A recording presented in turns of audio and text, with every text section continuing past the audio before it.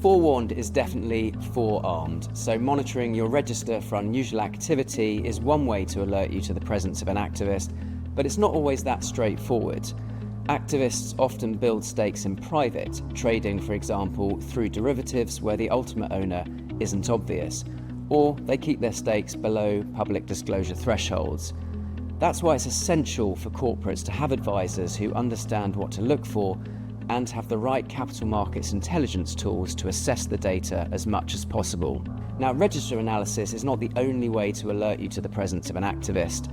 Simple flags could be attendees at a company's financial results presentation, repeated requests for information, or requests to meet management. Now, these things may seem innocent at the time, but there could always be an ulterior motive. No activist is the same, and that's in terms of their size and the companies they target, and importantly, the communications playbooks they deploy.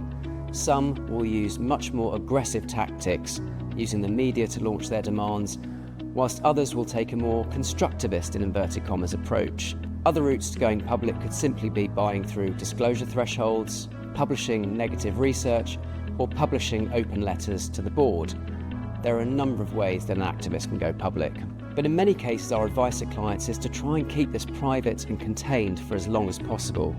Listen, assess the activist arguments dispassionately, and engage. Options reduce drastically once an activist goes public. And importantly, being seen as open to dialogue rather than defensive will often be viewed positively by your other shareholders. And it's quite possible the activist has already canvassed their views in private before breaking cover, and may even have their support.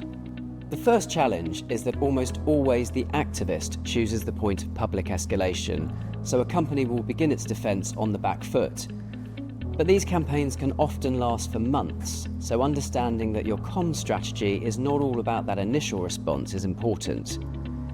Depending on the nature of the activist campaign, it's important to remember that its impact will not be confined to just city or investor stakeholders. It will likely impact a wide range of other stakeholders, from your staff to your customers, and could have a long-lasting impact on your company's reputation. Now, of course, communications challenges can be mitigated by active preparation, and this means anticipate areas of vulnerability or angles of attack and plan for them before they happen. For example, a popular entry route for activists is corporate governance, looking at the composition and experience of a board of directors, or another popular angle is targeting perceived lazy balance sheets with a lot of cash, looking to accelerate shareholder returns. A regular peer benchmarking and evaluation of the investment case is another important way to help reinforce your defences. Work with your advisors to understand areas of weakness or what isn't resonating with investors, and how that can be changed through direct engagement and proactive communications. Ultimately, it's about doing the right thing and linking actions to what is in the best interests of all shareholders. Our boards and management teams need to present a unified approach, one that is open to dialogue rather than defensive, and one with a clear response, reinforcing the strength of the team and corporate strategy, for example. And importantly, the team needs to ensure it is visible and communicating regularly to its wider stakeholders. Reassuring staff or customers, for example, will be critical. And one way to do this is through accelerating your business as usual comms. Seize on good news and promote the positives. Make sure this content reaches those that matter. Now, targeted social media strategies, for example, are extremely effective in this respect, allowing you to reach audiences wherever they are and deliver the messages you want them to read in your own words.